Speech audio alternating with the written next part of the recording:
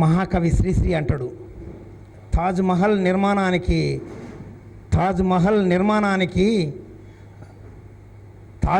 నిర్మాణం చేసిన వాళ్ళది కాదు రాయాల్సింది చరిత్ర, తాజ్మహల్ నిర్మాణానికి రాళ్ళెత్తిన కూలీలది రాయాలి చరిత్ర అన్నాడు మహాకవి శ్రీశ్రీ. కానీ అలాంటి కూలీలకు భవిష్యత్తు లేని విధానాలు ఈనాడు ప్రభుత్వం కొనసాగిస్తుంది. అంగట్లో అన్నీ ఉన్నా అల్లున్నోట్లో శని ఉంది అన్నట్లుగా ఈనాడు పరిస్థితి దిగజారిన స్థితి ఉంది. మన ఇంటి దగ్గరకు వచ్చి 399 రూపాయలు ఇస్తే ఇంటి దగ్గర భార్యాభర్తలకు ఇద్దరికీ 5-6 టెస్టులు చేసి పోతున్నామని రోజు వాట్సాప్ యూట్యూబ్లో మారుమోగుతుంది. ఇప్పుడు వీళ్ళు చేస్తున్న టెస్టులు ఒక్కొక్కరికి ఎంత డబ్బులు ఖర్చు పెడుతున్నారు, ఇన్ని కోట్లు ఖర్చు పెట్టినరు. అది ప్రారంభించేటనాడే మనం చెప్పినాం ఇది అనవసరమైన ప్రోగ్రాం అని. కానీ పెద్ద గుడుపుటాని నీటు పరీక్ష లీకేజ్ ఎంత కుంభకోణాలతో నీటు లీకేజ్ అవుతుందో, అందులో ఎంతమందికి ముడుపులు ముడుతున్నవో సరిగ్గా ఈ భవన నిర్మాణ కార్మికులకు సంబంధించిన డబ్బుల్ని కాజేసే దొంగలు గద్దలు ఉన్నారు. లేకుంటే ఏమవసరం? స్టేట్ గవర్నమెంట్ అన్ని బస్తీ దవాఖాన్లలో, అన్ని స్టేట్ గ్రామాల్లో ఉండే పిహెచ్సి మండలాల్లో ఉండే అన్ని హాస్పిటల్లో టెస్టులు చేస్తున్నారు. అక్కర్లేదు, డబ్బులు ఊక దండగా ఖర్చు పెడుతున్నారు. ఇంత సులభంగా టెస్టులు అవుతున్న స్థితి కొనసాగుతుంటే ఇంత మోసం జరుగుతుంది. కనుక భవన నిర్మాణ కార్మికులు అసలు మన తెలంగాణలో లక్షల మంది, మనం మొత్తం దేశంలో సుమారు 5 కోట్ల మంది, 5 నుంచి 10 కోట్ల మంది భవన నిర్మాణ కార్మికులు. చిన్న శక్తి కాదు మనది, చాలా పెద్ద శక్తి మనది. కానీ ఆ శక్తి ప్రయోగం సరిగ్గా లేదు. క్రాస్ దిప్పు అక్కడ, ఇక్కడ ఉంటే సౌండ్ వస్తుంది, అక్కడ దిప్పు దాన్ని అంతే. Hello, okay okay. కనుక మనం ఇన్ని కోట్ల మంది ఉన్నాం, తెలంగాణలో ఇన్ని లక్షల మంది ఉన్నాం, మనం మార్చుకోవడానికి మన చేతుల్లో ఉంది.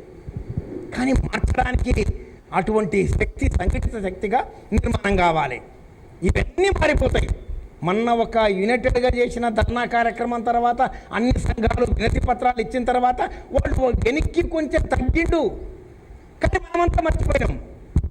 కనుక తక్షణమే మనం దాని మీద నిర్దిష్ట కార్యాచరణ తీసుకోవాలి. ప్రైవేటు ఇన్సూరెన్స్లు వచ్చిన తర్వాత లంచగొండితనానికి విచ్చలవిడి. దాని మీద చెప్పినట్లు ప్రమాద మరణానికి ముందే ఫిక్స్. మొన్నైతే గద్వాల్లో పేపర్లో వచ్చింది, ప్రమాద మరణానికి ఎంత డబ్బులు ఇవ్వాలనో ఫిక్స్ అన్నమాట. మధ్యవర్తులు పోయి చేస్తారు, డబ్బులు ఇస్తారు, ఇన్సూరెన్స్లతోనే మాట్లాడతారు, అన్నీ టక అయిపోతున్నాయి. అంటే లబ్ధిదారునికి వస్తున్న డబ్బుల్ని కాజేయడం కొరకు గద్దలు కాచుకొని కూర్చున్నారు. లేబర్ అధికారి అంటే వాస్తవంగా లేబర్ డిపార్ట్మెంటే వ్యవహరించింటే అంత తప్పులు చేయడానికే తక్కువ అవకాశం ఉంటుంది. తప్పులు జరిగినవి అక్కడ కూడా.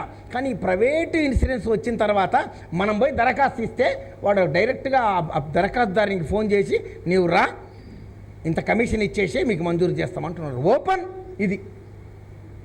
కనుక మనం తక్షణంగా ప్రైవేటు ఏజెన్సీలు రద్దు కావాలి. పైరవీకారులుగా మారిపోతున్న స్థితి విచ్చలవిడితనమైంది. మన డబ్బుల్ని కాజేస్తున్న దొంగలు జమైనరు. వాస్తవంగా భవన నిర్మాణ కార్మికులకు ఏం న్యాయం చేయాలనో అది ఆలోచించడం లేదు ప్రభుత్వం. ఏదో కొన్ని స్కీములు ప్రవేశపెట్టి మన చేతులు దులుపుకుంటుంది. మనం ఏమంటున్నాం, 60 సంవత్సరాల తర్వాత ఈ కార్డుని గంగల పడేయలే, ఏంటికి పనికిరాదు కదా, ఏంటి అని అడిగాం. మొట్టమొదటి 2009లో వాళ్ళు తీసుకొచ్చినాడే మనం వేసిన ప్రశ్నే, 60 సంవత్సరాల తర్వాత ఈ కార్డుకు భవిష్యత్తు ఏమిటి? కనుక అలాంటి భవిష్యత్తు ఇవ్వడానికి అవకాశం ఉంది. ఎన్ని కోట్ల రూపాయలు ప్రభుత్వాలు ఖర్చు పెడుతున్నారు. అదే ఈ డబ్బులు మన డబ్బులు, జమైన డబ్బులు ఉన్నవి, ప్రభుత్వం డబ్బులు తెచ్చి పెడుతున్నారు, వేరే దానిలో కొరకు ఖర్చులు పెడుతున్నారు. మన 106 మంది సుందరి, మనం 106 దేశాలకు వెళ్ళి వస్తే ఒక్కొక్కరికి రేవంత్ రెడ్డి సాబ్ 32 తులాల బంగారు ఇచ్చి పట్టు వస్త్రాలు పెట్టి పంపించిందట. ఒక్కొక్కరికి 32 తులాల బంగారు, 106 దేశాలకు. మా తెలంగాణ తడాక చూడని. అరే, దేశాన్నంతా అన్ని నిర్మాణాలంతా, ఏ నిర్మాణమైనా సరే నిర్మాణ కార్మికులు లేకుండా ఒక్క నిర్మాణం ప్రపంచంలో లేదు. అంటే మన శ్రమ అంత ముఖ్యమైనది. కనుక ఆ శ్రమకు ఫలితం రావాలి. ఫలితం రావాలని యునైటెడ్గా మనమంతా ప్రయత్నం చేయాలన్న ఉద్దేశంతో తలపెట్టారు మన భవన నిర్మాణ బీడీ కార్మిక సంఘం, భవన నిర్మాణ కార్మిక సంఘం వాళ్ళు. దీనికి ఇతర సంఘాలు అందరం కలిసికట్టుగా ఈ ప్రభుత్వం మీద పోరాటం చేయడానికి ముందుకు రావాలి. అలాంటి భవిష్యత్తు కార్యాచరణ మనం ఏం తీసుకోవాలి, ఎలా తీసుకోవాలి అనేది మనం నిర్దిష్ట ప్రణాళిక రూపొందించుకొని మనం పోరాటం చేస్తే తప్పక విజయం సాధిస్తాం. ఒకనాడు ₹1,00,000 ఉన్నది, ఈనాడు మనం ప్రమాద మరణానికి 10 లక్షలు పెంచుకోగలిగినాం. 5,000 ఉండే డెలివరీలకు మెటర్నిటీ పెళ్లి కానుకకు 30,000 పెంచుకోగలిగినాం. అది మన పోరాటం వలన మన డబ్బులు మనకివ్వడానికి వానికేం ఆటంకం? ఎన్నో ఇప్పుడు అక్కడ కడుతున్న బిల్డింగ్ కూడా భవన నిర్మాణ కార్మికుల సెస్ డబ్బులేనట. మొత్తం టంగుటూరు అంజయ్య భవన్ అంతా నిర్మాణం డబ్బులంతా వాడుకున్నది భవన నిర్మాణం డబ్బులేనంట. ఎన్ని కోట్లు దుర్వినియోగం చేస్తున్నారు. ఈ డబ్బులంతా సెస్ రూపంలో మన పనిచేస్తున్న దాని డబ్బులు రూపంలో వస్తుంది. ఇంకా చాలా ఉసులైతే లేవు. ప్రైవేట్ వాడు బిల్డింగ్ కడుతుంటే అక్కడనే అవినీతి పరులు అధికారులంతా వాళ్ళు పీల్చుక తింటున్నారు. అసలైన సెస్ రాదు. గవర్నమెంట్ కన్స్ట్రక్షన్కు సంబంధించినవే సెస్ రూపంలో జమ అవుతున్నవే కోట్లు ఉన్నాయి. కనుక ఆ కోట్లని మనం సద్వినియోగం చేసుకోవడం కొరకు మనం కార్యాచరణ తీసుకోవాలి. వచ్చిన అన్ని కార్మిక సంఘాలు నిర్దిష్ట ప్రణాళికతో మనం ముందుకు పోతే తప్పక విజయం సాధిస్తాం. తక్షణమే భవన నిర్మాణ కార్మికులకు పెన్షన్ సౌకర్యం ఎలా కల్పిస్తారు? మేము మొట్టమొదలు నేను సాంబశివుడు మీటింగ్ అటెండ్ నేను కుక్కట్పల్లిలో ప్రావిడెంట్ ఫండ్ వాళ్ళు ఒక మీటింగ్ ఏర్పాటు చేసిండ్రు. భవన నిర్మాణ కార్మికులకు మేము ప్రావిడెంట్ ఫండ్ ఎలా కట్టాలి అన్నారు. మేము ఒక సలహా ఇచ్చాము ఆనాడు. అరే మా డబ్బులు ఉన్నాయి కదా, కోట్ల డబ్బులు మా ఉన్నవి, కట్టండి. మళ్ళా 2 వైపుల షేరు మీరు కట్టండి. యజమాని షేరు, కార్మికుల డబ్బులు మీ దగ్గరనే ఉన్నాయి, సెస్ రూపంలో ఉన్నాయి డబ్బులు. అంటే ప్రభుత్వం అనుకుంటే దాన్ని చేయొచ్చు. కనుక అటువంటి పోరాటం కూడా అవసరం. అంటే భవన నిర్మాణ కార్మికులను కూడా ప్రావిడెంట్ ఫండ్ గొడుగు కిందికి తీసుకురావాలి. ఎలా తీసుకురావాలి? యజమాని కార్మికుడు సంబంధం లేదంటే యజమాని కార్మికుడు సంబంధమే కదా. మనం బిల్డింగ్ అంతా పనిచేస్తున్నాం, ఆ బిల్డింగ్కి వెళ్ళి సెస్ వస్తుంది. సెస్ కట్టేవాడు యజమాని, నేను కార్మికుడికి యజమాని సంబంధం ఉంది కదా.